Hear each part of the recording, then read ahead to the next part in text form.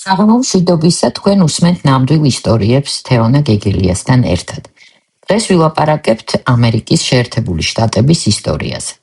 მადლობა ყველას, ვინც გვისმენს, გვიყურებს, იწონებს და აზიარებს ჩვენს ვიდეოებს. მადლობა მათაც, ვინც უკვე ცდილობს ან გადაწყვეტს ჩვენს ფინანსურ მხარდაჭერას. მათთვის ბმული არის როგორც ამ ვიდეოს აღწერაში, ასევე არხის აღწერაშიც. თქვენი მხარდაჭერა ჩვენთვის ძალიან ძვირფასია.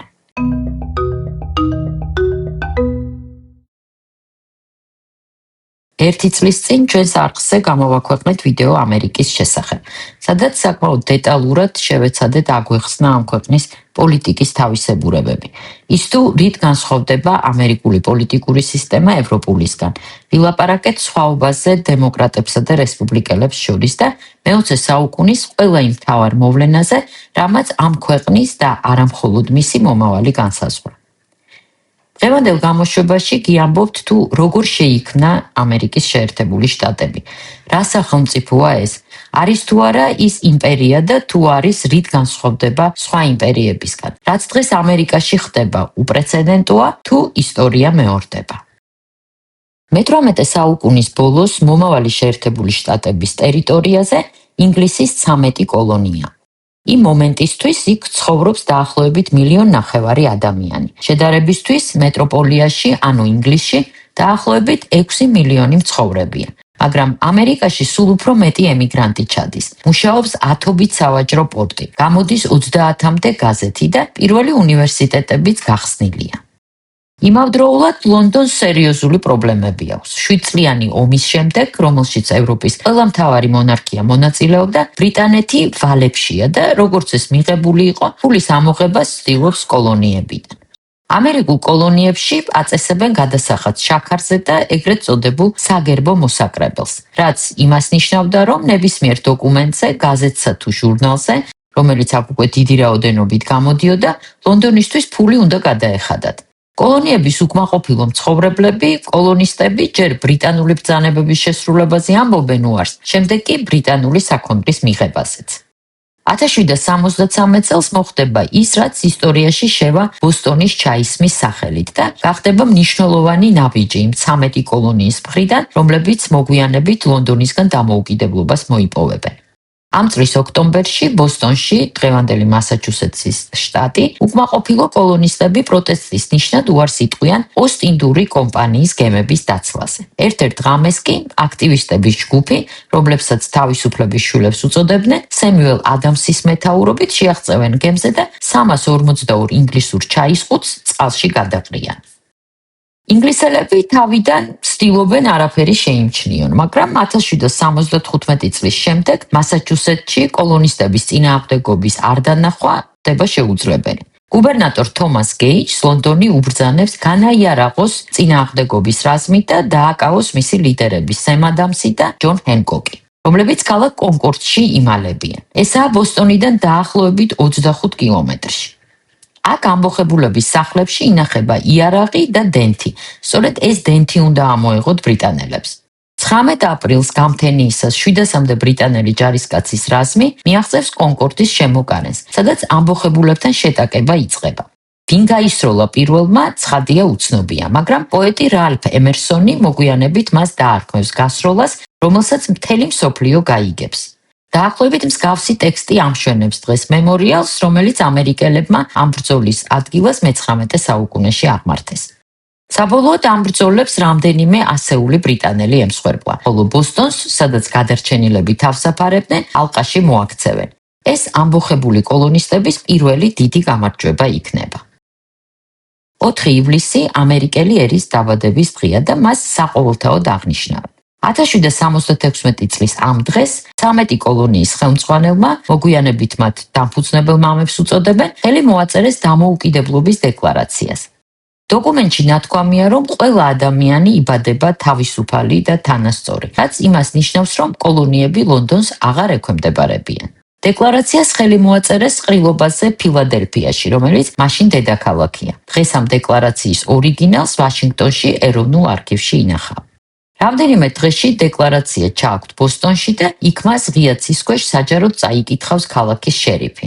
მას ტაშს უკრავენ, ქვემეხები 13-ჯერ გაისვრიან, რადგან დოკუმენტს 13 კოლონია აწერს ხელს, ეწყობა დიდებული აღლუმი და შენობიდან აგდებენ სამეფო ძალაუფლების სიმბოლოებს, ოქროს ლომს და შოტლანდიურ მარტორქას. მათ ძველ ადგილას მხოლოდ 2 საუკუნის შემდეგ დააბრუნებენ, როდესაც ამერიკა და ინგლისი მეგობრები და მოკავშირეები გახდებიან. შეერთებული შტატები არ დაბადებულა როგორც ეთნიკური ან ენობრივი ერთობა. კოლონიები დასაწყისში ერთმანეთისგან უფრო განსხვავდებოდნენ, ვიდრე ცალკე აღებული რომელიმე კოლონია ინგლისისგან.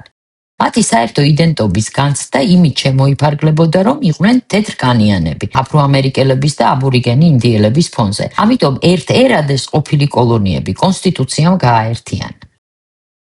დამოუკიდებლობის პირველ წლებში შტატები, როგორც ერთიანი ერი, არსებობს მხოლოდ ფორმალურად. ფედერალურ მთავრობას არ აქვს უფლება აკრიფოს გადასახადები, არ ყავს არმია, არ ბეჭდავს ერთიან ვალუტას. ყველა შტატი საკუთარ ფულს უშვებს, სხვადასხვა სახელით და დიზაინით. არ არსებობს არც პრეზიდენტი და არც უმაღლესი სასამართლო, მაგრამ მალევე მიხვდებიან, რომ ერთ ქვეყანას ერთი ხელისუფლება სჭირდება. 1787 წლის მაისში ფილადელფიაში კონსტიტუციურ კონვენტზე 55 დელეგატი შეიკრიბება. ამ ყრილობაზე, რომელიც შემოდგომამდე გაგრძელდება, აყალიბებდნენ სისტემას, რომელშიც ახალ სახელმწიფოს უნდა ეცხოვრა. ასე შეიქმნა მსოფლიოში პირველი კონსტიტუცია. დამოუკიდებლობის დეკლარაციის მსგავსად, ეს დოკუმენტიც ვაშინგტონის ეროვნულ არქივში ინახება. ამერიკული კონსტიტუციის ძირითადი ტექსტი ძალიან მოკლეა. ის შედგება სულ რაღაც 7 მუხლისგან, რომლებიც ქვეყნის მართვის ფორმას ადგენენ. იქ წერია მაგალითად, რომ ამერიკაში ხელისუფლების 3 შტოა: საკანონმდებლო ორპალატიანი კონგრესი, აღმასრულებელი პრეზიდენტი და სასამართლო უმაღლესი სასამართლო. და რომ თითოეული ეს შტო აბალანსებს და აწონასწორებს ერთმანეთს. ყველაფერი დანარჩენი გაწერილია შესწორებებში. დღეისთვის ამერიკის კონსტიტუციას აქვს 27 შესწორება. აქედან 26 მოქმედია. 1 მე-18 შესწორება, რომელმაც 1919 წელს ამერიკაში მშრალი კანონი დააწესა, სხვა შესწორებით არის გაუქმებული. მე-5 შესწორება გაძლევს უფლებას არ მისცეს ჩვენება საკუთარი თავის წინააღმდეგ. მეორენაირად მას უწოდებენ მირანდას რაიტს, ანუ მირანდას უფლებებს. მირანდა იყო ერნესტო მირანდა, დამნაშავე, რომელიც 1960-იან წლებში პოლიციამ დააკავა გატაცების და გაუპატიურების ბრალდებით და დაკითხა ადვოკატის გარეშე. მირანდამ ყველაფერი აღიარა, სასამართლო მის დამნაშავედ ცნო, მაგრამ შემდეგ მისმა ადვოკატებმა სააპელაციო სასამართლოს მიმართეს და ამტკიცებდნენ, რომ აღიარება უკანონოდ იყო მიღებული, რადგან დაირღვა მე-5 შესწორება, რომელიც მას აძლევდა უფლებას არ მიეცა ჩვენება საკუთარი თავის წინააღმდეგ. მე-6 შესწორება კი ადვოკატის აყვანის უფლებას აძლევდა, რაც მან ასევე არ იცოდა. განაჩენი გააუქმეს და უმაღლესმა სასამართლომ დაადგინა, რომ პოლიცია ვალდებულია დაკავებისას დაკავებულს გააცნოს მისი უფლებები. მირანდა მაშინ გაათავისუფლეს. შემდეგ ისევ ციხეში მოხვდა და ბოლოს ჩხუბში მოკლეს. მისმა მკვლელმაც ისარგებლა მირანდას უფლებით, არ მისცა ჩვენება და არასაკმარისი მტკიცებულებების გამო გაათავისუფლეს. ეხლა როგორ ხსნიან ამერიკის კონსტიტუციის სულისკვეთებას სპეციალისტები? ისინი ამბობენ, რომ ამერიკის კონსტიტუცია ესაა მითითებების კრებული და იმის მოლოდინი, რომ ის იდეალური იქნებოდა, არავის ჰქონდა. ამ შესწორებების მიზანი კი იყო, რომ ცვლილებებს საზოგადოებისთვის სარგებელი მოეტანა. თავარი იქ იყო წინსვლაზე ორიენტაცია და სწორედ ამ უკეთესობისკენ მისწრაფება მაქცია ამერიკა მაგალითად სხვა ქვეყნების და ადამიანებისთვის. განსაკუთრებით მათთვის, ვინც შეერთებულ შტატებში თავისუფლების საძიებლად ჩადიოდა. თავისუფლება არის ამერიკული ცხოვრების არაუბრალოდ მთავარი საყრდენი, არამედ ამერიკელები ევროპელებისგანაც იმით განსხვავდებიან, რომ თავისუფლება მათი სახელმწიფო მოწყობის საფუძველშია. თავისუფლებისკენ პირველი ნახევარნაბიჯი იყო კოლონიური ბატონობისგან, ინგლისის სამეფო ხელისუფლებისგან გათავისუფლება. შემდეგ, როდესაც დამფუძნებელი მამები კონსტიტუციას დაწერენ, მათი ერთ-ერთი მთავარი შიში იქნება, რომ მათი მთავრობაც არ აღმოჩნდეს დესპოტური. ამიტომ ძალიან მალე უკვე პირველი ტექსტის რატიფიკაციისას ჩნდება ის პირველი 10 შესწორება, რომლებშიც თავისუფლებებია განმტკიცებული. და ეს თავისუფლებები ისეა ფორმულირებული, რომ სწორედ სახელმწიფოს და მთავრობას ზღუდავს, რომ მან ვერ შელახოს მოქალაქეების უფლებები. ამერიკის კონსტიტუცია იწყება ფრაზით, რომ ჩვენ ამერიკის შეერთებული შტატების ხალხი და თავდაპირველად ეს ცნება ხალხი ძალიან ვიწროდ აღიქმებოდა. აქ არ იგულისხმებოდნენ მონები, შავკანიანები, ქალები და ინდიელები. ინდიელები ხომ ძალიან დიდხანს იყვნენ ამერის მიღმა, მაგრამ ამერიკის ისტორიის განმავლობაში უფლებრივი საკითხები ბრძოლით და ნელ-ნელა გვარდებოდა. ამერიკის პირველი პრეზიდენტი გახდა დამოუკიდებლობისთვის მებრძოლი გენერალი ჯორჯ ვაშინგტონი. ის დღეს $1 კუპიურაზეა გამოსახული. მას ჰქონდა უზარმაზარი პირადი ავტორიტეტი და არ მიეკუთვნებოდა ერთმანეთთან დაპირისპირებული ორი ბანაკიდან არც ერთს. არც ფედერალისტებს, რომლებიც ძლიერ ცენტრალურ ხელისუფლებას ემხრობოდნენ და არც ანტიფედერალისტებს, რომლებიც ცალკეული შტატებისთვის მეტ თავისუფლებას ითხოვდნენ. საარჩევნო კოლეგიამ და ეს ამერიკის ისტორიაში ერთადერთი შემთხვევაა, ვაშინგტონი ორჯერ აირჩია ერთხმად პრეზიდენტად 1789 და 1792 წლებში. ეხლა როგორ გადაიქცა ამერიკის შეერთებული შტატები 13 სანაპირო კოლონიიდან უზარმაზარ სახელმწიფოდ, რომელიც გადაჭიმულია ატლანტის ოკეანედან წყნარ ოკეანე. აქ ისინი მოქმედებდნენ პრინციპით, რომ რასაც ვერ დავიპყრობთ, ვიყიდით, ან პირიქით. პირველი მნიშვნელოვანი შენაძენი იყო ლუიზიანა. 1803 წელს პრეზიდენტმა თომას ჯეფერსონმა ის ნაპოლეონ ბონაპარტისგან იყიდა. ლუიზიანა ფრანგული კოლონია იყო, მაგრამ საფრანგეთს მაშინ ჩრდილოეთ ამერიკისთვის ყველაზე ნაკლებად ეცალა. მან დაკარგა ჰაიტი, მონების აჯანყების გამო, რომლებმაც დამოუკიდებლობა გამოაცხადეს, ჩაება ახალ ომში დიდ ბრიტანეთთან და ძალიან სჭირდებოდა ფული. ნაპოლეონმა ამერიკის კოლონიზაციის გეგმაზე უარი თქვა და დათანხმდა ლუიზიანის დათმობაზე $15 მილიონ, რაც დღევანდელი $400 მილიონი. ფრანგული ლუიზიანას ტერიტორია ბევრად დიდი იყო, ვიდრე თანამედროვე ლუიზიანას შტატი და ზომით დანარჩენი 13 კოლონიის ტერიტორიას უტოლდებოდა. ამ გარიგების წყალობით ამერიკის ტერიტორია თითქმის ორჯერ გაიზარდა. მეორე მნიშვნელოვანი გარიგება იყო ფლორიდის ყიდვა. ეს რეგიონი ევროპული კოლონიზაციის დაწყების მომენტიდან ყოველთვის იყო ესპანური, მაგრამ მე-19 საუკუნის 10-იან წლებში ესპანეთი ზედმეტად დასუსტდა იმისთვის, რომ ამერიკაში კოლონიები შეენარჩუნებინა. ის ამერიკელებს ფლორიდას $5.5 მილიონ მიყიდის. ესაა დღევანდელი $120 მილიონი. 1867 წელს ამერიკელებმა რუსებისგან იყიდეს ალასკა. განსხვავებით ლუიზიანასგან ამერიკელები დიდხანს ყოყმანობდნენ, ეყიდათ თუ არა ეს მიწა, რადგან ის უსარგებლოდ მიაჩნდათ, მაგრამ რუსები გარიგებას ძალიან ლობირებდნენ. იმ დროს პარალელურად ისინი შორეული აღმოსავლეთის ათვისებას ცდილობდნენ და ალასკისთვის რესურსი აღარ ყოფნიდათ. საბოლოოდ ამერიკელებმა ის დღევანდელი კურსით $150 მილიონ იყიდეს.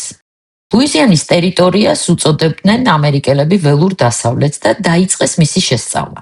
აინტერესებდათ შეძლებდნენ თუ არა ატლანტის ოკეანედან წყნარ ოკეანემდე წყლით გადაადგილებას. თომას ჯეფერსონმა დასავლეთით გააგზავნა ექსპედიცია. დღეს სენტ-ლუისში, მისურის შტატში, იმ ადგილას, საიდანაც ექსპედიცია დაიწყო, აღმართულია თაღი, სიმბოლური კარი დასავლეთისკენ, რომელსაც მშვიდობის თაღი ჰქვია, მაგრამ პროცესი მშვიდობიანი, რა თქმა უნდა, არ იყო. თეთრკანიანებს ნაყოფიერი მიწები სჭირდებოდათ, რომლებსაც ადგილობრივები მარტივად არ დაუთმობდნენ. ამიტომ 1830 წელს პრეზიდენტმა ენდრიუ ჯექსონმა ხელი მოაწერა კანონს ეგრეთ წოდებული 5 ცივილიზებული ტომის გადასახლების შესახებ ინდიელთა ტერიტორიაზე, იქ სადაც დღეს ოკლაჰომაა. გადასახლება ფორმალურად მშვიდობიანი, სინამდვილეში კი ძალადობრივი იყო და პროცესში არმიაც მონაწილეობდა. არსებული მონაცემებით მხოლოდ გზაზე, შიმშილის და სხვა პრობლემებისგან ინდიელების დაახლოებით მეოთხედი დაიღუპა. ამ მარშრუტს მოგვიანებით სრემლების ბილიქს დაარქმევენ. ერთ-ერთმა ტომმა, ჩიროკებმა, გადასახლება უმაღლეს სასამართლოშიც გაასაჩივრეს და სხვათა შორის საქმე მოიგეს, მაგრამ პრეზიდენტი ჯექსონი სასამართლოს გადაწყვეტილებას არ დაემორჩილა. ამ გადაწყვეტილებას დღეს ხშირად იხსენებენ ტრამპის ოპონენტები, როდესაც პრეზიდენტი ერთი მეორეს მიყოლებით არაფრად აგდებს სასამართლოს გადაწყვეტილებებს, რომლებიც მაგალითად უკანონო მიგრანტების დეპორტაციას გრძალავენ. თეთრკანიანების და აბორიგენების ურთიერთობა ეს იყო მუდმივი დაძაბულობის თემა ამერიკის ისტორიაში და დღემდე პრობლემად რჩება. არსებობდა ორი პოზიცია, თუ როგორ უნდა მოპყრობოდნენ ადგილობრივებს. ელიტის ნაწილი ემხრობოდა მათ გაცივილიზებას და თეთრების ცხოვრების წესზე გადაყვანას. იმ იმედით, რომ მოდესმე ისინი სრულად ასიმილირდებოდნენ ამერიკულ საზოგადოებაში, მაგრამ ეს იყო უმცირესობის აზრი. თეთრი მოსახლეობის უმრავლესობას კი, რომლებიც აბორიგენებთან უშუალო კონტაქტში იყვნენ, მათი განადგურება სურდათ და აქტიურად დგამდნენ ნაბიჯებს ამ მიმართულებით. და მიუხედავად იმისა, რომ ამერიკელების სახელმწიფო პოლიტიკას ხშირად სწორედ უმცირესობის აზრი ედო ხოლმე საფუძვლად, შეერთებული შტატების ისტორია სავსეა ამ დაპირისპირების სისხლიანი კვალით. არსებობს სტატისტიკაც, მაგალითად, კოლუმბამდელ პერიოდში პირველი დასახლებების გაჩენისას ძირძველი მოსახლეობის რაოდენობა მხოლოდ ამერიკის შეერთებული შტატების ტერიტორიაზე მერყეობდა 6-დან 12 მილიონამდე. 1910 წლისთვის მათი რაოდენობა 250,000-ია. თუკი დღეს ინდიელების ნაწილი ამაყობს ამერიკის მოქალაქეობით, მათი წინაპრები არ აღიქვამდნენ ამ მოქალაქეობის მიღებას როგორც საჩუქარს და შესაძლებლობას. მათთვის ეს იყო ძალდატანება, კოლონიზაცია. ასე ფიქრობდნენ პუერტო-რიკელებიც, ჰაიტელებიც და სხვებიც, რომელთა მიწასაც ამერიკა საკუთარ ნაწილად მიიჩნევს. 1845 წელს ჟურნალისტმა ჯონ ოსალივანმა დაწერა სტატია, რომელშიც შემოიტანა ახალი ტერმინი Manifest Destiny, რაც ქართულად შეგვიძლია ალბათ ვთარგმნოთ როგორც ბედისწერა. სალივანი გულისხმობდა, რომ ტერიტორიის გაფართოება, აბორიგენებში მათი ფასეულობების დამკვიდრება და ტერიტორიებიდან გადასახლებაც კი ეს იყო ამერიკისთვის ღმერთისგან მინიჭებული მისია, რომ მიუხედავად მსხვერპლისა, ეს გაფართოება სიკეთეა, რადგან ამით ვრცელდება ქრისტიანობა, დემოკრატია და თანაბარი უფლებები ყველასათვის. მოგვიანებით ამ პროცესში ძალიან უარყოფით როლს შეასრულებს ამერიკული კინოც და კერძოდ ვესტერნები. ველური დასავლეთი ხდება ამერიკული კინოს ცენტრალური ხატსურათი და ძალიან დიდხანს ვესტერნებში ინდიელებს ხშირად ანტიგმირებად წარმოაჩენენ. კეთილშობილი თეთრკანიანი ქრისტიანების მტრებად. ჰოლივუდმა ადგილობრივ მოსახლეობაზე არათუ თეთრი ამერიკელების წარმოდგენა ჩამოაყალიბა, არამედ მთელი მსოფლიოს და თავად ინდიელების წარმოდგენაც კი საკუთარ თავზე. უთანასწორობა დღემდე არსებობს სხვადასხვა სფეროში, მათ შორისაა ჯანდაცვაზე წვდომაც. და ეს იმის მიუხედავად, რომ დღეს ინდიელები ამერიკის მთელი მოსახლეობის მხოლოდ 2%-ია.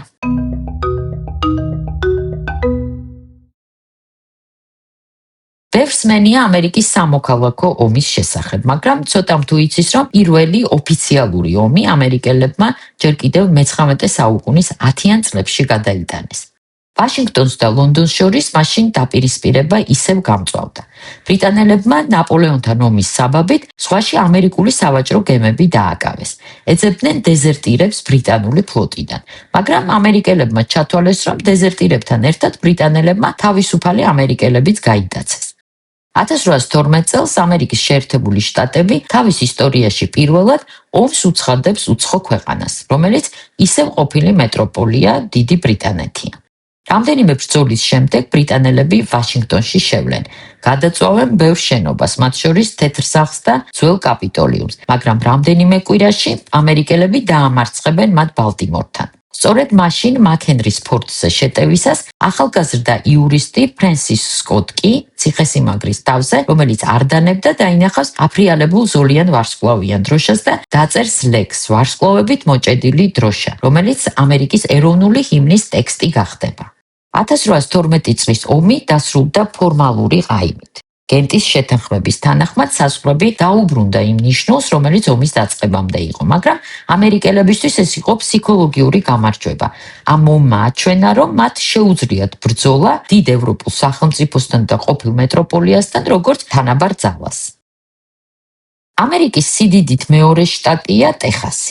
მე-19 საუკუნის დასაწყისში ეს ტერიტორია ეკუთვნოდა მექსიკას. ეს იყო უზარმაზარი, მაგრამ ფაქტობრივად დაუსახლებელი რეგიონი. 100 კვადრატულ კილომეტრზე იყო გადაჭიმული ველები და საცხოვრები, სადაც ცხოვრობდა რამდენიმე 1000 ინდიელი და ესპანელი მისიონერი. ტეხასური ეკონომიკის განსავითარებლად მექსიკის მთავრობამ გამოიგონა ემპრესარიოს სისტემა. მეწარმეებზე გასცემდნენ უზარმაზარ მიწის ნაკვეთებს, ზოგჯერ რამდენიმე 100 კილომეტრ მიწასაც კი იმ პირობით, რომ იქ დაასახლებდნენ გარკვეული რაოდენობის ოჯახს, ააშენებდნენ გზებს და სკოლებს, სანაცვლოდ მეწარმეები უნდა ყოფილიყვნენ კათოლიკები, დაეცოთ მექსიკური კანონები და არ შეეყვანათ ტეხასში მონები. ტეხასისკენ დაიძრნენ კოლონისტები ამერიკის მონათმფლობელური სამხრეთიდან. ბევრი არაფრად აგდებდა მექსიკურ კანონებს, განაგრძობდნენ ინგლისურ ენაზე ლაპარაკს და მონების შეყვანას.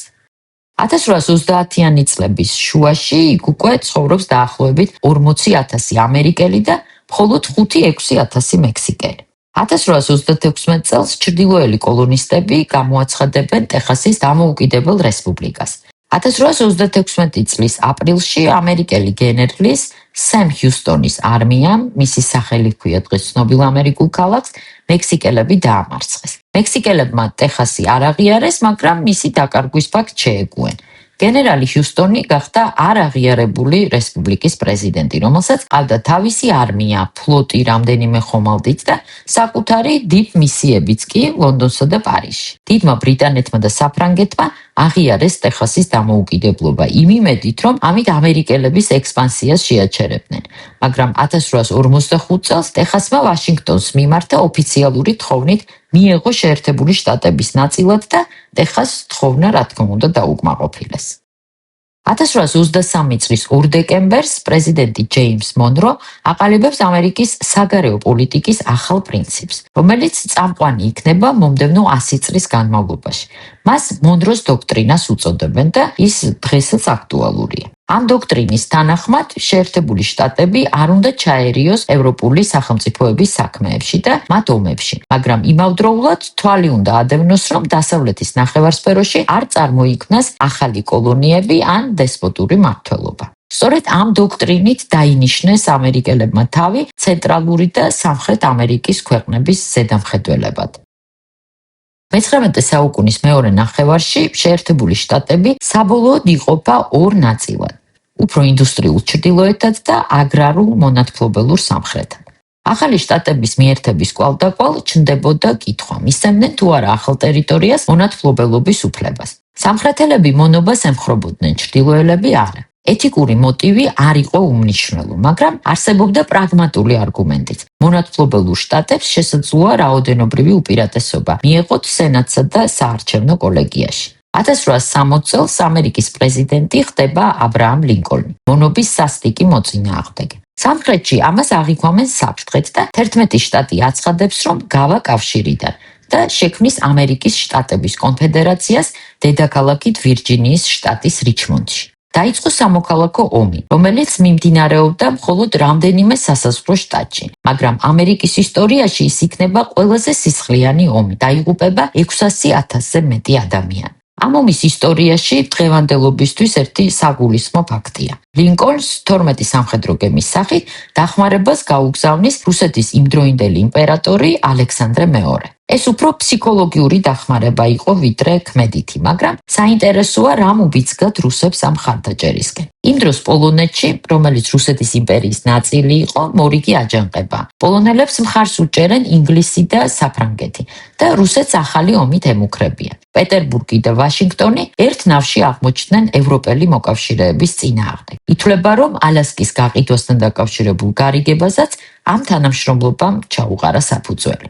1861 წლის 1 იანვარს ამოქმედდა მონების გათავისუფლების შესახებ პროკლამაცია. ეს იყო ლინკოლნის გენიალური ტაქტიკური ნაბიჯი, რითაც ჩრდილოელები უპირატესობას მოიპოვებენ. 1863 წლის ბოლოს ლინკოლნი კიდევ ერთ დოკუმენტს გამოსცემს ქვეყნის გაერთიანების მიზნით და აწესებს ეროვნულ დღესასწაულს მადლიერების დღეს. ამ დღესასწაულს საფუძვლად უდევს ლეგენდა, რომ ინგლისიდან ჩასულ პილიგრიმებს ინდიელები დაეხმარნენ საკვების შოვნაში და გადაატანინეს პირველი ზამთარი ამერიკაში. ასე დააწესა ლინკოლნმა ხელოვნურად, მაგრამ წარმატებით სამხრეთისთვის და ჩრდილოეთისთვის საერთო სიმბოლური თარიღი და ამ დღესასწაულს ამერიკელები დღემდე აღნიშნავენ. სამოქალაქო ომი იყო ომი მონათმფლობელობის წინააღმდეგ. მაგრამ არა შავკანიანი ადამიანებისთვის. მათ სარგებელი მხოლოდ ირიბად მიიღეს. სამოქალაქო ომის დასრულებას გარდა მონათმფლობელობის აკრძალვისა, მოჰყვა ასევე კონსტიტუციაში ორი შესწორების შეტანა. ესენია მე-13 და მე-14 შესწორებები, რომელიც ამერიკის ტერიტორიაზე დაბადებულ ყველა ადამიანს ანიჭებს მოქალაქეობას. შავკანიანებზე ეს უფლება გავრცელდა, მაგრამ ინდიელებზე არა. თან სამხრეთში მალევე აეწყო სეგრეგაციის სისტემა და აფრო-ამერიკელებს თეთრკანიანების უფლებებთან გათანაბრებისთვის 100 წლიანი ბრძოლა დასჭირდათ. რეალურ შედეგს მათ მხოლოდ მე-20 საუკუნის შუა წლებში მიაღწიეს, გულისხმობ ცნობილ მოძრაობას სამოქალაქო უფლებებისთვის, რომელსაც მარტინ ლუტერ კინგი ხელმძღვანელობდა. 1864 წლის 14 აპრილს სამხრეთელების კაპიტულაციიდან 5 დღეში აბრაამ ლინკოლნს ფორდსის თეატრის შენობაში სასიკვდილოდ დაჭრიან. დამნაშავე 26 წლის მსახიობი კონფედერანტების მომხრე ჯონ ვილკს ბუდია. ის მარტო არ მოქმედებდა, ჰყავდა თანამზრახველებიც. ეს იყო არა დიდი, მაგრამ მაინც შეთქმულება. სამხრეთელებს იმედი ჰქონდათ, რომ ლინკოლნის მკვლელობა ომის შედეგებზე აისახებოდა. ბუდის თანამზრახველების უმრავლესობა რამდენიმე თვის განმავლობაში დააკავეს და სიკვდილით დასაჯეს. ლინკოლნი მეორე დილით გარდაიცვალა. ეს ამერიკის ისტორიაში პრეზიდენტის პირველი მკვლელობაა, მაგრამ არა უკანასკნელი. 1891 წელს ჯეიმს გარფილდს მოკლავს იურისტი, რომელსაც პრეზიდენტმა დიპლომატად დანიშვნაზე უარი უთხრა. 1901 წელს ანარქისტი მოკლავს პრეზიდენტ უილიამ მაკინლის.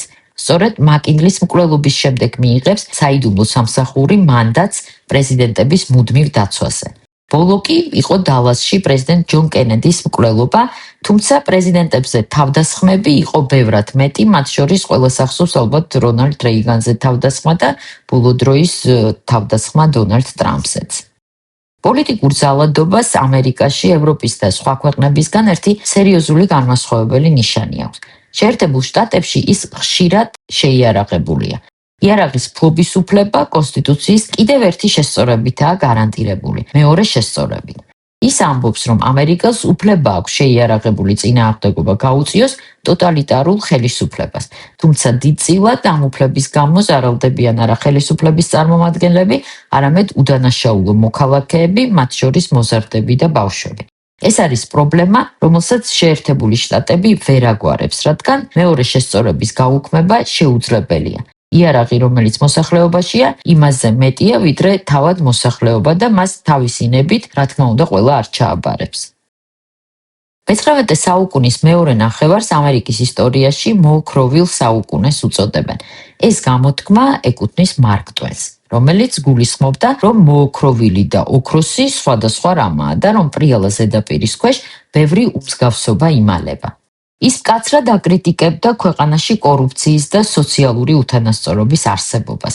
ტომ სოიერის და გეკლბერი ფინის ავტორი სამშობლოში ცნობილი იყო როგორც გესლიანი სატირიკოსი, რომელიც დასცინოდა პოლიტიკოსებს, ნუვორიშებს და ფსევდოელიტას. შეერთებული შტატები ტექნოლოგიურად თითქმის დასაწყისიდანვე მოწინავე ქვეყანა იყო. ის სესხულობდა ინდუსტრიულ ტექნოლოგიებს და შეჰქონდა ქვეყანაში საწარმოო ტექნიკა, იმავე ინგლისიდან. ქვეყანა გახსნილი იყო ემიგრანტებისთვის, რომლებსაც ამერიკაში ჩაჰქონდათ ტექნიკური ცოდნა და გამოცდილება. ამასთანავე ის მდიდარი იყო ბუნებრივი რესურსებით, მათ შორის ნავთობით. უცხოეთიდან შეტანილი ტექნოლოგიები და ბუნებრივი სიმდიდრე ამერიკელებმა ეფექტიანად გამოიყენეს. შემდეგ სახელმწიფომ დაიწყო უნივერსიტეტების განვითარება და მათზე მიწის გრანტებსაც გასცემდა. ისინი პიონერები გახდნენ საყოველთაო საშუალო განათლების სისტემის დანერგვაში უკვე მე-20 საუკუნის დასაწყისში. განათლებაში შიდა ინვესტიციებმა, რასაც ეკონომისტები ადამიანურ კაპიტალს უწოდებენ, ამერიკის ინდუსტრიალიზაციამ მთელი ძალით აამუშავა. მოოქროვილი საუკუნის ერთ-ერთი სიმბოლოა ბრუკლინის ხიდი, პირველი რკინის დაკიდული ხიდი მსოფლიოში. ის ააშენეს იმ დროს ჯერ კიდევ ცალკეული ქალაქების მანჰეტენის და ბრუკლინის ერთმანეთთან დასაკავშირებლად. ამერიკის ეკონომიკის საფუძველი ხდება ნავთობი, ნახშირი და ფოლადი. ჩნდება პირველი კორპორაციები და ჩნდებიან პირველი მაგნატები. ენდრიუ კარნეგი, რომელიც ფოლადის სფეროში მუშაობდა, ჯონ როკფელერი ნავთობის დარგში, კორნელიუს ვანდერბილტი აშენებდა რკინიგზას და გემებს, ჯონ მორგანი კი დაკავებული იყო ფინანსებით და საბანკო სექტორით. და მიუხედავად იმისა, რომ ამ ფიგურების მიმართ დამოკიდებულება დღემდე არაერთგვაროვანია, მათ ჩაუყარეს საფუძველი ქველმოქმედებას, მეცენატობას და აირათიან დამოკიდებულება საზოგადოებრივი საკუთრების მიმართ. მე-20 საუკუნის დასაწყისში ამერიკაში წელიწადში მილიონ ემიგრანტზე მეტი ჩადის. 1900 წლის მონაცემებით ქვეყნის მოსახლეობის 14% დაბადებულია უცხოეთში. შეიცვალა კლასიკური ემიგრანტის პორტრეტით. თუ 1880 წლამდე ამერიკაში ხშირად გადადიოდნენ საცხოვრებლად ძველი ევროპიდან, ინგლისიდან, ირლანდიიდან, გერმანიიდან, სკანდინავიიდან, ეს ადამიანები იყვნენ როგორც წესი პროტესტანტები, ბევრი ინგლისურად ლაპარაკობდა. ახლა ამერიკაში ჩადიან სამხრეთ და აღმოსავლეთ ევროპიდანაც, იტალიიდან, პოლონეთიდან, ავსტრია-უნგრეთიდან, რუსეთის იმპერიიდან. ბევრია ებრაელი ემიგრანტი. ხელისუფლებამ ემიგრაციის შეზღუდვაზე დაიწყო ფიქრი. 1892 წელს ელის აილენდზე, ნიუ-იორკში, თავისუფლების ქანდაკების კუნძულის მეზობლად გაიხსნა გამფილტრავი ცენტრი, რომელიც მრავალი წელი ამერიკის მთავარ კარიბჭედ გადაიქცევა, მაგრამ ემიგრანტების უმრავლესობას ქვეყანაში შესვლაზე უარს მაინც არ ეუბნებოდნენ, რადგან მუშახელი სჭირდებოდათ. ისინი კი თავის მხრივ ყველა მსხვილ ქალაქში ეთნიკურ რაიონებს ქმნიდნენ. ასეთია მაგალითად პატარა იტალია, ნიუ-იორკის ცნობილი რაიონი, ეს იყო ადგილები, სადაც ძიწილად ძველი სამშობლოს წესებით ცხოვრობდნენ, მაგრამ ენასთან და ჩვევებთან ერთად ემიგრანტებს ჩაქონდათ პრობლემებიც, მაგალითად იტალიურ კვარტლებში იტალიურ სამზარეულოსთან ერთად ორგანიზებული კრიმინალიც შევიდა. მე-20 საუკუნის დასაწყისი ესაა მაფიის აღზევების ხანა ამერიკაში. მსხვილ ინდუსტრიულ სახელმწიფოდ ჩამოყალიბების და ძალის მოკრების შემდეგ ამერიკამ დაიწყო ფიქრი კოლონიებზე. მე-19 საუკუნეების მიჯნაზე კუბაზე მოხალისეები იწყებენ ბრძოლას ესპანეთის ბატონობის წინააღმდეგ. ამერიკა მათ ეხმარება. კუბაზე აწარმოებენ შაქარს, თამბაქოს, რომს და ბევრი პლანტაცია აქ ამერიკელი ინვესტორების საკუთრება. 1898 წლის 15 თებერვალს ჰავანას ნავსადგურზე აფეთქებენ ამერიკულ ხომალდს. იღუპება 260-ზე მეტი მეზღვაური. ვინ მოაწყო ეს აფეთქება, დანამდვილებით უცნობია, მაგრამ ყველაფერი უმალ ბრალდება ესპანელებს და კონგრესი მადრიდს ომს უცხადებს. ამ ომის იდეა იყო ესპანელების გაძევება დასავლეთ ნახევარსფეროდან და კუბაზე თავისუფლების რაიმე ფორმის უზრუნველყოფა. ამერიკელები არამხოლოდ შეიჭრნენ კუბაზე, არამედ დაიკავეს ფილიპინები, ჰავაის კუნძულები, წყნარი ოკეანის სხვა კუნძულები, პუერტო-რიკო. ამერიკა კონტროლს აწესებს პანამის ყელზე, რითაც მათ პანამის არხის მშენებლობის დასრულება შეძლეს. მოკლედ ესპანეთთან ომმა ამერიკას ბევრი საზრით იმპერიული ამბიციების განხორციელების საშუალება მისცა. დოლარი ორჯერ გახდა მსოფლიოს წამყვანი ვალუტა. პირველად 1920-იან წლებში ფედერალური სარეზერვო სისტემის შექმნის შემდეგ 1914 წელს მაშინ ამ ინსტიტუტზე კანონის მიღების შემდეგ ამერიკულ ბანკებს მისცეს უფლება გაეხსნათ ფილიალები უცხოეთში და ეწარმოებინათ საერთაშორისო ოპერაციები. თავის მხრივ ფედერალურმა სარეზერვო სისტემამ დაიწყო დოლარის წინწაწევა საერთაშორისო გადარიცხვებში.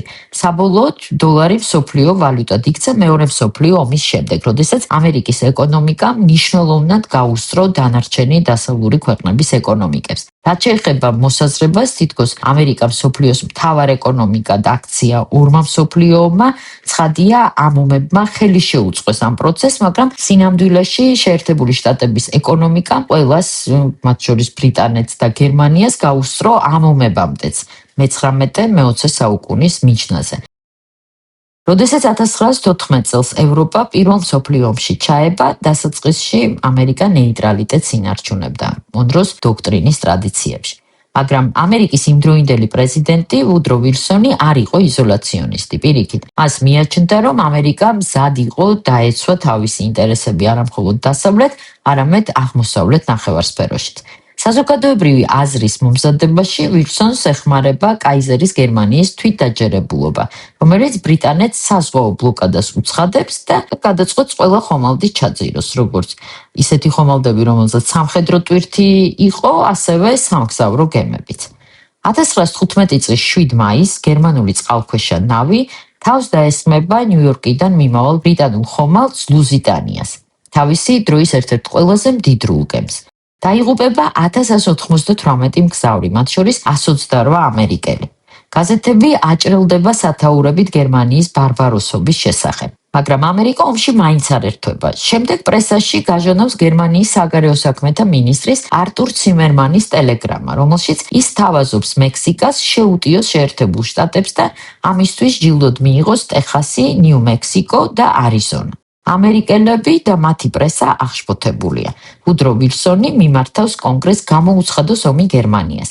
საინტერესოა, რომ 1916 წლის საპრეზიდენტო არჩევნებში ვილსონის მთავარი ლოზუნგი იყო ის, რომ ამერიკელები ომში ჩაბმისგან დაიცვა. ის მეორევადით იყრიდა კენჭს. და როგორც კი არჩევნები დასრულდა, ვილსონი გერმანიას და მის მოკავშირეებს ომს გამოუცხადებს.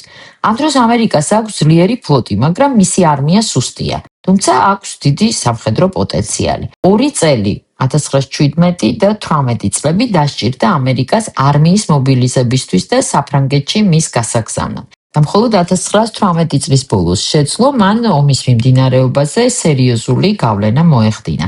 ამერიკაში თვლიან, რომ პირველ მსოფლიო ომში გამარჯვება მათი დამსახურებაა. ომის შემდეგ ვუდრო ვილსონი გამოდის 14 პუნქტიანი წინადადებით, ომის შემდგომი გეგმით, რომლის საფუძველსაც წარმოადგენს სახელმწიფოთა კავშირი ერთა ლიგა, ორგანო, რომელიც მომავალში აღკვეთს და არ დაუშვებს კონფლიქტებს. ერთა ლიგა შეიქმნება, მაგრამ ამერიკა იქ არ შევა, რადგან კონგრესმა ეს იდეა ჩააგდო. ომი დასრულდა და ამერიკაში ბევრს უნდოდა მონროს დოქტრინასთან დაბრუნება. ეს ფაქტი ვილსონმა პირად ტრაგედიად აღიქვა. 1919 წლის შემოდგომაზე მან გადაიტანა ინსულტი და ვადის ამოწურვამდე 9 წელი შრომის უუნარო იყო. თეთრი სახლი ამას დამალავს და ქვეყანას ამ პერიოდში მართავს ვილსონის ცოლი ედიტი. სწორედ პირველი მსოფლიო ომის შემდგომ პერიოდში ხდება ამერიკული კინო ძალიან მიმზიდველი. აქ არის ფულიც, აქ არიან ცნობილი ადამიანები, მათ შორის ევროპიდან გაქცეულები და თავისუფლება. 1920-იანი წლების ბოლოს ამერიკა ეკონომიკური სასახელმწიფოა, რომელიც ევროპულ საქმეებში დიდ როლს ასრულებს, მაგრამ ქვეყნის შიგნით იწყება კრიზისი. ეკონომიკა აწარმოებს იმაზე მეტს, ვიდრე ადამიანებს შეუძლიათ ყიდვა. ბაზრებზე იქნება საფონდო ბუშტი. მილიონობით ამერიკელი ყიდულობს და ფულზდებს აქციებში კრედიტით, იმ იმედით, რომ ბაზარი მუდმივად გაიზრდება. ბაზარი კი წყვეტს ზრდას. კრიზისი დაიწყო უოლ-სტრიტიდან. 1929 წლის 29 ოქტომბერს ამერიკის ბირჟებზე აქციები ეცემა, რომელიც ისტორიაში შევა შავი სამშაბათის სახელით. მილიონობით ადამიანი კარგავს თავის დანაზოგს და ინვესტიციას. მალე უმუშევრობა მიაღწევს 25%-ს. 1933 წლისთვის იხურება დაახლოებით 9000 ბანკი. ინდუსტრიული წარმოება თითქმის ორჯერ მცირდება. ამერიკელები კარგავენ სახლებს. მაგრამ საინტერესოა, რომ ამას პროტესტი არ მოჰყოლია და ამასაც ამერიკული თავისებურებით ხსნიან. ამერიკელების წარმოდგენაში საკუთარ ბედს თავად წყვეტდნენ, ამიტომ მთავრობისთვის პასუხი არ მოუთხოვიათ. მაგრამ მთავრობამ დაიწყო ომების მიღება და დიდმა დეპრესიამ შექმნა სტიმულები მთავრობის გაძლიერებისთვის. მანამდე ამერიკულ ეკონომიკას მიჰყვა დანარჩენი მსოფლიოს ეკონომიკაც. პირველი მსოფლიო ომის შემდეგ ამერიკულ კრედიტებზე დამოკიდებული გერმანია ქაოსმა მოიცვა. 1930 წელს გერმანიის პარლამენტში პირველად ხვდებიან ნაციონალ-სოციალისტები, რომლებიც მანდატებით არჩევნებში მეორე ადგილზე გადიან. 1933 წელს კი ჰიტლერი ხდება გერმანიის კანცლერი, რაც ასევე დიდი დეპრესიის პირდაპირ შედეგად ითვლება. პირველი მსოფლიო ომის მსგავსად მეორე მსოფლიო ომშიც ამერიკა გვიან ერთვება, მაგრამ იწყებს მოკავშირეების, ძირითადად ბრიტანელების დახმარებას, ფულით და იარაღით. 1951 წელს შეერთებულ შტატებში იღებენ კანონს ლენდ-ლიზის შესახებ. კონგრესის ფორმულირება მაქსიმალურად ფართოა და შესაძლებელს ხდის როგორც იარაღის გადაცემას, ასევე სურსათის, საწვავის, ვალის გადახდის და ნიჭერის გარეშე. პირველი მიმღები ქვეყანა არის დიდი ბრიტანეთი, შემდეგ ჩინეთი, შემდეგ საბჭოთა კავშირი. სულ 42 ქვეყანა მონაწილეობს ლენდ-ლიზის პროგრამაში. 1951 წელს ბრიტანეთში უკვე ბევრი ამერიკელი მოხალისეა, მაგრამ ჩერჩილის დიდი ძალისხმევის და თხოვნების მიუხედავად ამერიკა ომში უშუალოდ არ ერთვება. ამერიკის პრეზიდენტი ფრანკლინ რუზველტი მომხრეა ვილსონივით, მაგრამ საზოგადოებრივი აზრი და კონგრესი წინააღმდეგია. 1951 წლის 7 დეკემბერს იაპონელების მიერ ამერიკული ბაზის პერლ-ჰარბორის დაბომბვის შემდეგ, რასაც 2500 ამერიკელი ემსხვერპლა, შეერთებული შტატები ომში ებმება. ლეგენდის თანახმად, ამ ამბის გაგების შემდეგ უინსტონ ჩერჩილმა თქვა, რომ ბრიტანეთი გადარჩა. ომის დაწყებიდანვე ამერიკაში მუშაობდნენ მანჰეტენურ პროექტზე. ათობით მეცნიერი აბსოლუტურად საიდუმლოდ მუშაობდა ატომური ბომბის შექმნაზე. 1945 წლის 6 აგვისტოს ამერიკელები დაბომბავენ ჰიროსიმას, 9 აგვისტოს კი ნაგასაკის. დაღუპულთა რიცხვი 250,000 ადამიანს მიაღწევს. 2 სექტემბერს იაპონია ხელს მოაწერს კაპიტულაციის აქტს.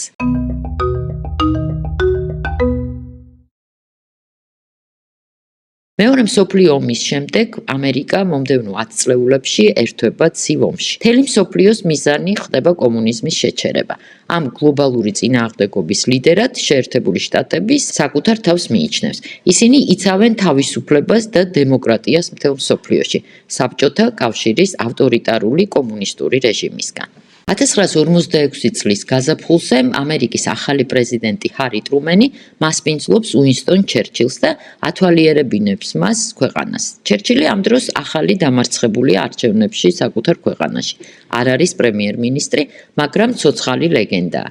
ამ ვიზიტის დროს ფულტონში ჩერჩილი წარმოთქვამს თავის ცნობილ სიტყვას რკინის ფარდის შესახებ.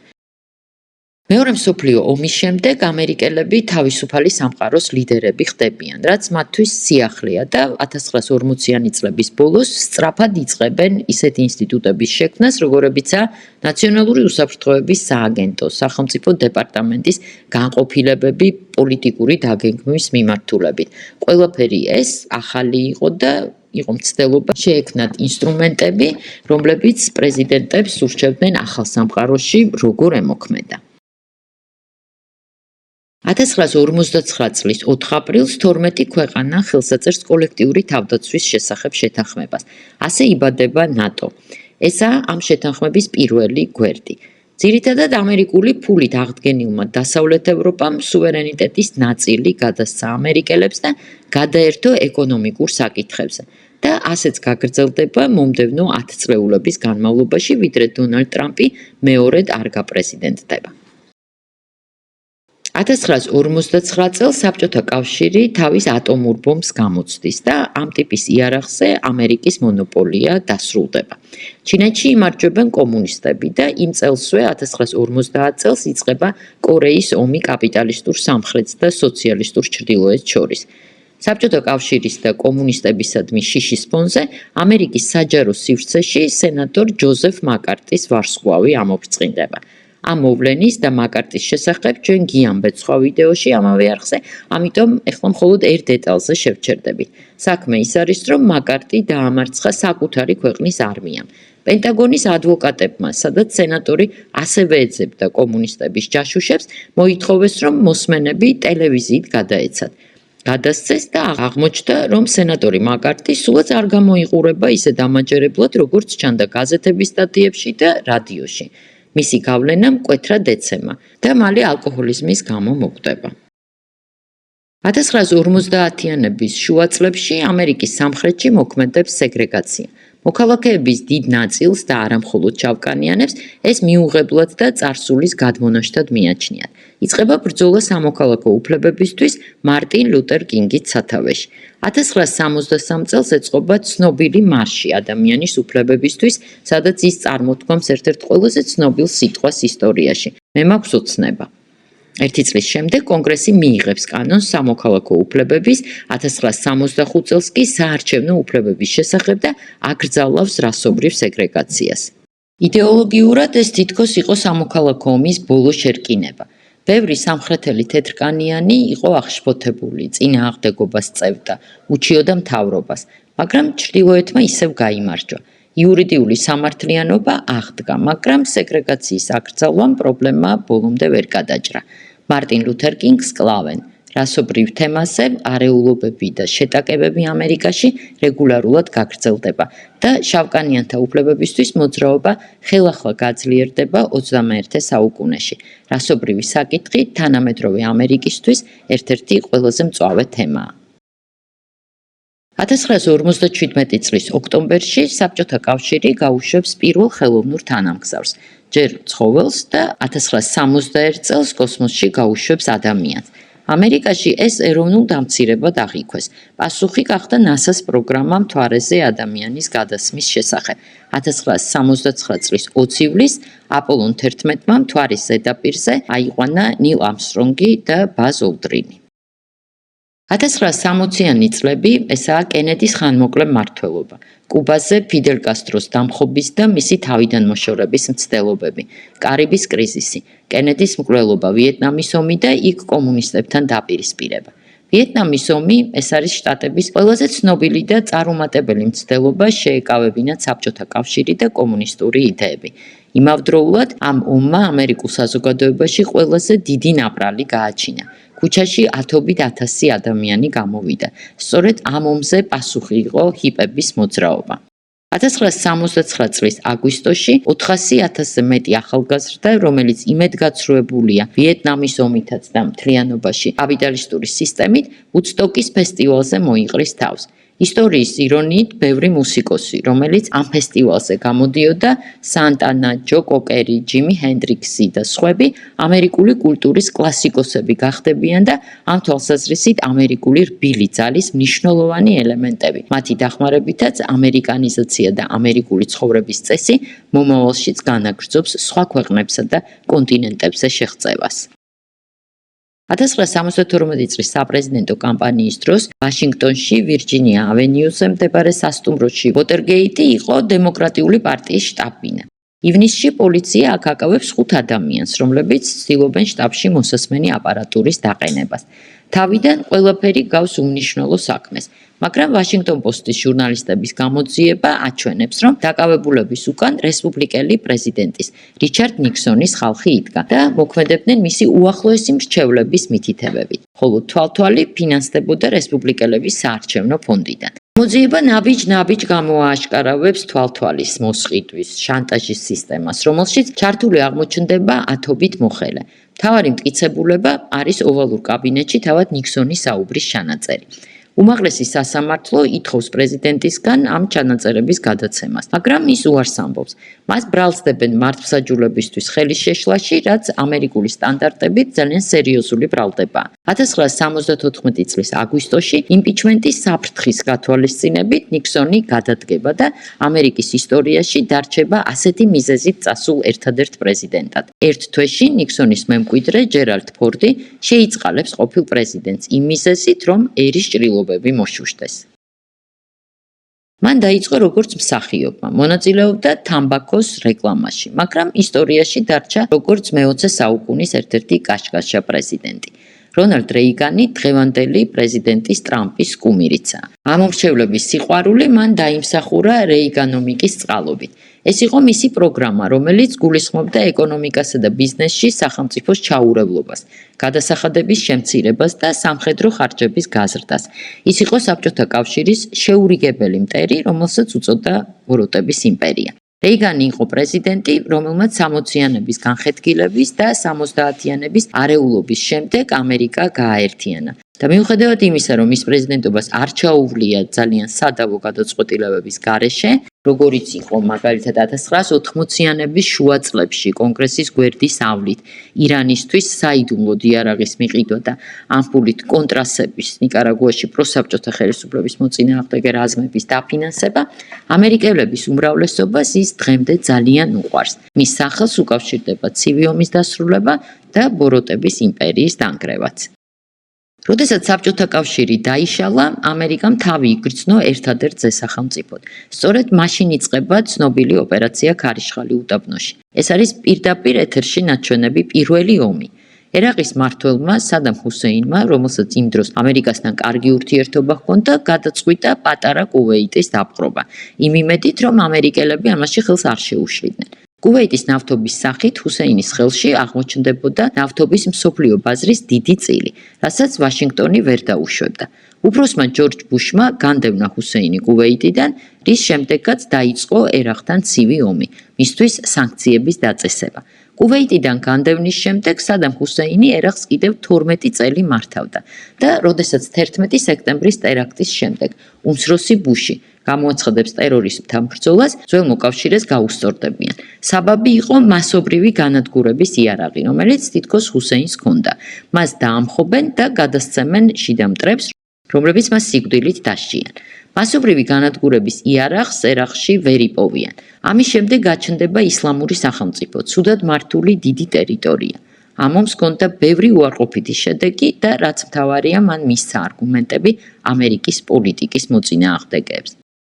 თავისი ერთპოლარულობის პიკში შეერთებული შტატები კიდევ ერთ საბედისწერო გადაწყვეტილებას მიიღებს. 1990-იანი წლების ბოლოს ბილ კლინტონი გასცემს ბრძანებას დაბომბონ იუგოსლავია.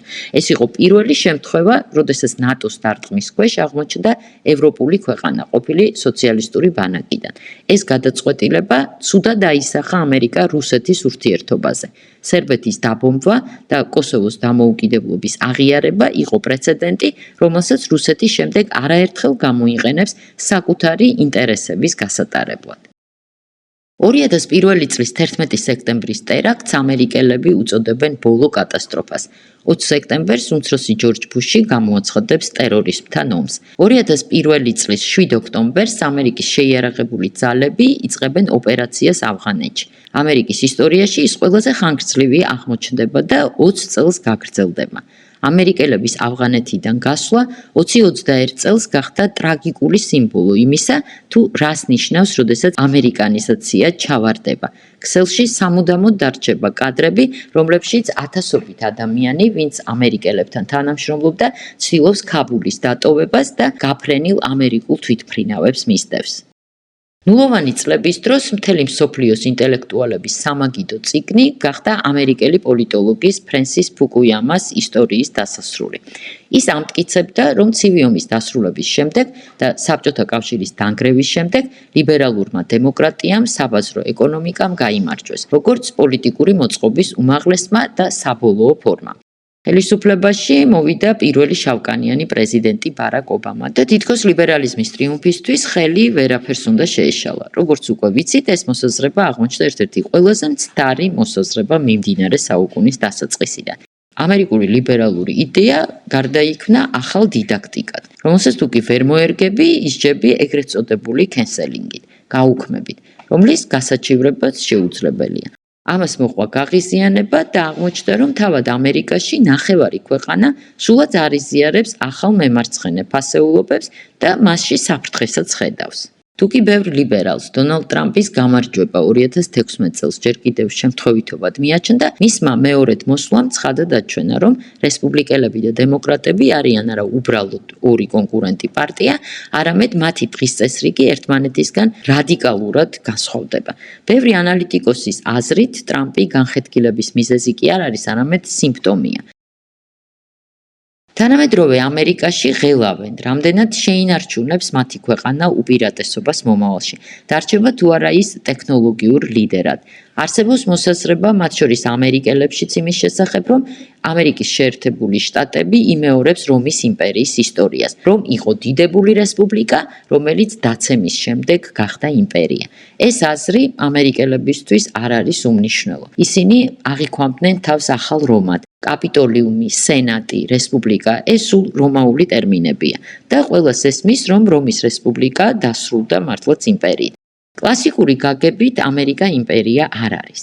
ეს არ არის სახელმწიფო მონარქით სათავეში, მიწებით აფრიკაში, აზიაში, რომლებსაც ამერიკელი მოხელეები მართავენ. მაგრამ დღეს შეერთებულ შტატებს აქვს დაახლოებით 750 სამხედრო ბაზა კონტინენტის მიღმა და აქვს რბილი ძალა, რომელსაც მის მთავარ ძალას უწოდებენ და რომელშიც მას ვერავინ შეედრება. ამერიკული ბრენდები, ამერიკული კულტურა, ჰოლივუდი, მაკდონალდსი, კოკა-კოლა და აიფონი, ეს ყველაფერი მისი გავლენის ინსტრუმენტებია. ამერიკა კვლევებითაც პირველ ადგილზეა რბილი ძალის რეიტინგში. მაგალითად, მაკდონალდსი ყველაზე პოპულარული სწრაფი კვების ქსელია პლანეტაზე და აქვს 40,000-ზე მეტი რესტორანი 100-ზე მეტ ქვეყანაში. აიფონი აქვს 1,5 მილიარდ ადამიანს პლანეტაზე, მიუხედავად იმისა, რომ ეს არ არის ID თვალსაზრისით ყველაზე კარგი და სწრაფი ტელეფონი, თან ყველაზე ძვირია. მაგრამ ამერიკელები ყველაზე კარგად ფლობენ პროდუქტის პოპულარიზების ტექნოლოგიებს. თქვენ რას ფიქრობთ ამერიკის შეერთებულ შტატებზე, მის ისტორიაზე და იმაზე, რაც დღეს ამ ქვეყნის გარშემო ხდება და შესაბამისად ამ ქვეყნის გავლენით მთელ მსოფლიოში? მოგწერეთ კომენტარებში. მანამდე კი გამოიწერეთ ზღარბი და დაელოდეთ ახალ გამოშვებებს.